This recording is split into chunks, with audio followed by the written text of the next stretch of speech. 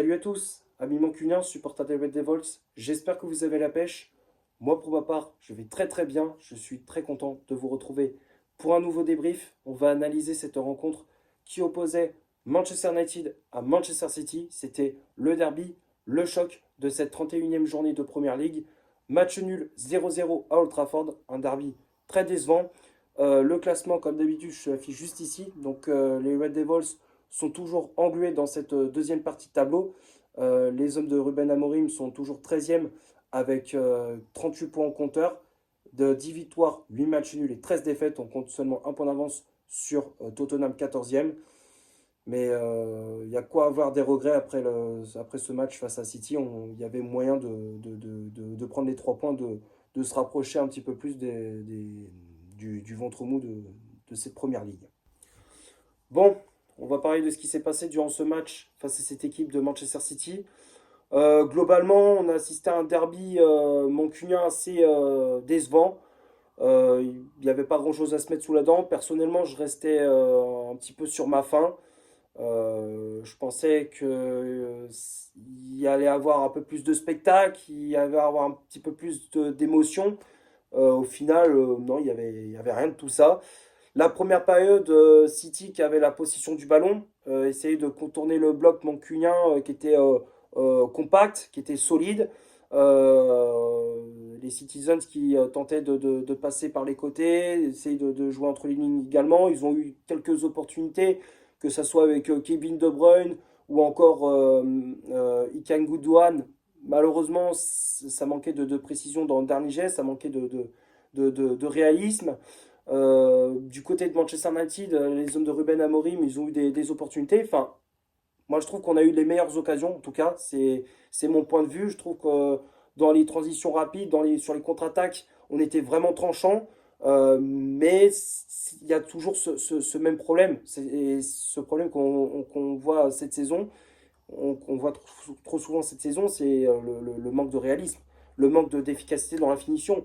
Que ça soit avec Dorgu, que ça soit avec Garnacho, Oyund ou encore Casemiro, tu sens que comment dire, c'est pas assez tueur devant les cages. Ça manque de caractère. Il y a un manque de caractère dans ce qu'on entreprend. Il y a toujours ce manque de méchanceté dans le fait de conclure nos actions. Tu vois que c'est trop tendre. Là, le fait de finir nos actions, bah, quand on finit nos actions, c'est trop tendre, c'est trop gentil, tu vois. Ça manque de méchanceté. Donc, une première période où voilà, les deux équipes se quittent sur un score nul de 0-0. La deuxième période, elle est un peu plus rythmée, tu vois, qu'il y a un petit peu plus de rythme, il y a un peu plus de vitesse des deux côtés. City qui a un peu plus d'occasion sur coup de pied arrêté avec Omar Marmouche. Heureusement pour nous, on avait un bon André Onana. Gundogan qui avait à un moment donné tenté une reprise de volée qui était boxée des 2 points par Onana également. Donc oui, City qui se montrait de plus en plus dangereux. Foden aussi qui a eu des occasions, manque de justesse, de lucidité. Et du côté de Manchester United, bah, on a eu des occasions également. On a eu avec Ugarte qui à un moment donné avait tenté une reprise de volée suite à un centre de Dalot mal renvoyé par la défense de City. Malheureusement, sa reprise de volée n'est pas cadrée. Des occasions avec Garnacho, avec Zirkzee qui est aussi rentré en cours de match, Mason Mount, mais ça passait pas. Ça passait pas. Ederson aussi qui a fait des arrêts décisifs dans cette rencontre. Donc voilà, comment dire, un derby assez décevant, un derby tristounet, 0-0, pas de vainqueur. Et maintenant, faut se focaliser, faut se concentrer sur le prochain match en Ligue Europa face à l'Olympique Lyonnais. Maintenant, on va passer à la composition d'équipe que Ruben Amorim a alignée pour ce match. L'11 de départ, je affiche juste ici. Donc l'entraîneur portugais a aligné comme d'habitude son fameux 3-4-3 avec André Onana dans les buts. La défense à 3, à droite, c'était le Marocain Noussair Mazraoui. Dans l'axe, Harry Maguire, à gauche, le Français Lenny Yoro. Casemiro et Manuel Ugarte au milieu de terrain. Diogo Dalot, piston droit. Patrick Dorgu, piston gauche. Et le trio d'attaque avec Alejandro Garnacho, ailier droit. Bruno Fernandes, ailier gauche avec le brassard de capitaine. Et en pointe, le Danois Rasmus Højlund. Les changements effectués par l'entraîneur portugais. Donc on a vu l'entrée de Victor Lindelof à la place d'Harry Maguire en défense. L'entrée de Mason Mount à la place de Manuel Ugarte au milieu de terrain. Et pour finir, l'entrée de l'international néerlandais Joshua Zirkzee à la place de Rasmus Højlund. Que dire sur cette compo? Bah, on savait très bien qu'Amorim allait remettre Harry Maguire en défense pour justement pallier l'absence de Matthijs de Ligt qui était blessé pour ce match. On a vu le retour de Casemiro dans le 11 de départ. On pensait qu'il allait remettre Bruno Fernandes dans ce rôle de double pivot aux côtés de d'Ugarte. Finalement, il a préféré mettre Casemiro. Finalement, bah, c'est un choix plutôt payant puisque Casemiro il a fait un très très bon match. Il a fait une très bonne performance, hein, le milieu brésilien. Sur les côtés, bah, on a retrouvé Dorgu à gauche, Dalot à droite, et puis en attaque, bah, c'est du classique avec Olune dans ce rôle de numéro 9, Garnacho qui joue un peu l'électron libre à se balader un peu partout pour gêner la défense de City, et puis Fernandez dans ce rôle de d'ailier, un peu créateur, un peu meneur de jeu latéral, quoi. Donc voilà, après c'est des choix assez classiques de la part de Ruben Amorim. On va passer maintenant du côté des statistiques de cette rencontre. On va commencer par Manchester United. Les Red Devils ont eu 41% de possession balle, 7 tirs réalisés dans le match, dont 2 frappes cadrées, 381 passes au total, dont 322 passes réussies, 54 duels gagnés, 13 fautes commises, 6 arrêts effectués par André Onana, 18 centres réalisés, 5 corners obtenus et 32 tacles réussis. Et du côté de Manchester City, 59% de possession balle, 8 tirs réalisés dans le match, dont 5 frappes cadrées, 564 passes au total, dont 497 passes réussies, 45 duels gagnés, 9 fautes commises, 2 arrêts effectués par Ederson, 6 centres réalisés dans le match, 3 corners obtenus et 21 tacles réussis. Donc quand on regarde les statistiques, la possession balle était du côté des hommes de Pep Guardiola. En termes d'occasion, c'était assez équilibré, ça on reconnaît, mais City, enfin, nous on a eu des occasions franches, mais on a manqué de précision dans la finition, comme du côté de Manchester City, pardon. Après, en termes d'agressivité, en termes de duels gagnés, je trouvais on a gagné pas mal de duels. Voilà, on a montré quand même malgré tout du caractère sur les phases défensives et aussi au milieu de terrain. Donc voilà, j'ai rien d'autre à rajouter pour les stats de cette rencontre. On va finir la vidéo sur les tops et les flops de ce match. Comme d'habitude, je les affiche juste ici. Donc dans les tops, j'ai mis André Onana, le portier camerounais qui a fait une prestation correcte sur sa ligne. Il a été rassurant, il a fait des arrêts importants, que ce soit devant De Bruyne, Gundogan ou encore Omar Marmouche. Il a été rassurant sur sa ligne, les relances au pied propres. Une bonne prestation de la part du gardien mancunien, donc c'est pour ça que je le mets dans les tops. La défense à 3, Mazraoui, Maguire et Leny Yoro, les trois ils ont fait une bonne prestation, surtout Noussair Mazraoui qui a été rassurant dans ses interventions, qui a mis de l'autorité, de l'agressivité, beaucoup de sérénité dans les relances, dans les remontées de balles. Défenseur marocain qui a fait preuve aussi d'intelligence dans les passes, dans le jeu. Bonne prestation de Mazraoui. Maguire qui a été rassurant, qui a gagné beaucoup de duels aériens, qui a montré de l'agressivité, qui a montré qui a montré qu'il était un peu le patron aussi de cette défense. Quand De Ligt n'est pas là, il prend le relais. Donc bon match de la part de Maguire.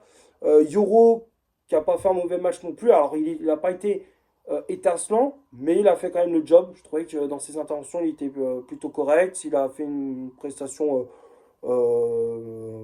normale. Il a fait de bonnes interventions, relance assez propre. Bon match de la part de Leny Yoro.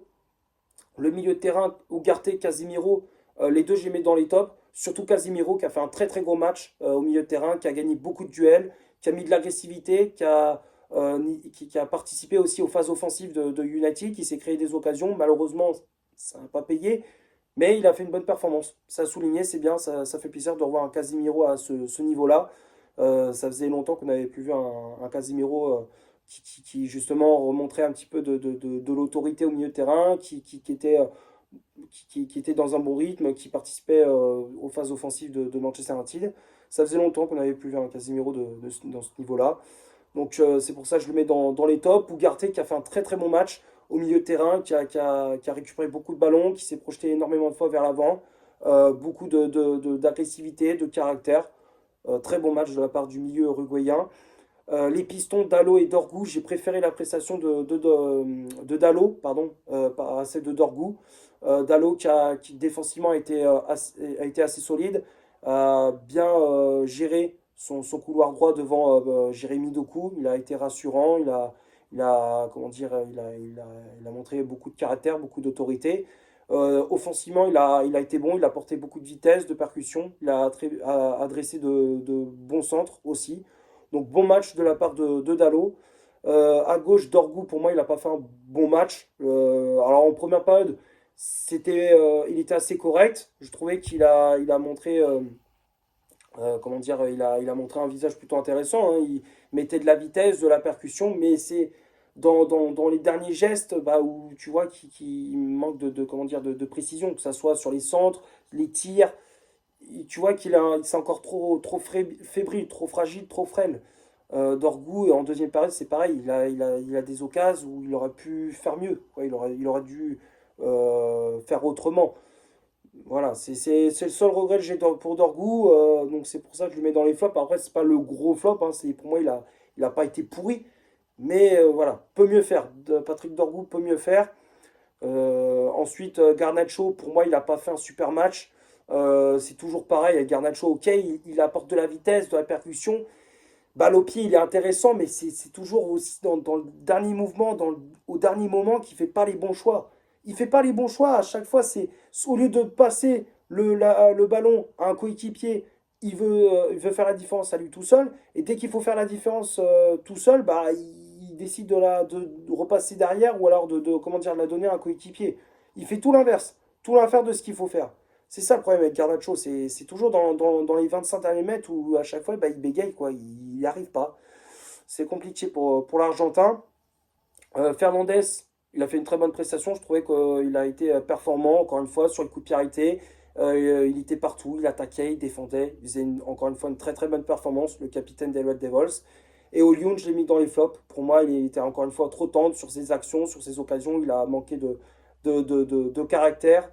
Que ce soit devant Ruben Dias ou Josko Vardiol, pour moi, il était trop tendre dans les duels, tout ça. Enfin, voilà. Pour moi, il est passé à côté de son derby. Et puis les remplaçants, Lindelof, Mount et Zirkzee. Lindelof a fait une entrée assez correcte, qui a apporté une certaine stabilité en défense. Mount qui a fait une bonne entrée aussi, qui a eu des occasions, malheureusement, manque de précision dans la finition, mais quand même, il a fait une bonne entrée, il a apporté un peu de peps. Et Zirkzee qui a fait une bonne entrée. Moi, je trouvais que Zirkzee, dès qu'il est rentré, il y a eu un peu plus de danger. Pour Manchester City, il a apporté un peu plus de danger pour les Red Devils. Il a apporté un petit peu plus d'occasion, un peu plus de mordant à l'attaque mancunienne. Donc, bonne entrée de Zirkzee. Voilà, je pense avoir fait le tour pour ce derby, pour ce Manchester United-Manchester City. J'espère que le débrief vous aura plu. Si c'est le cas, vous laissez un énorme like. Tu t'abonnes, tu n'hésites pas à me dire dans les commentaires ce que tu as pensé du match et de mon débrief. Partage la vidéo sur tes réseaux sociaux. N'hésite pas à faire un tour sur mon compte Instagram. Je te l'affiche juste ici. Et d'ici là, portez-vous bien. On se retrouve pour une prochaine vidéo. Ciao!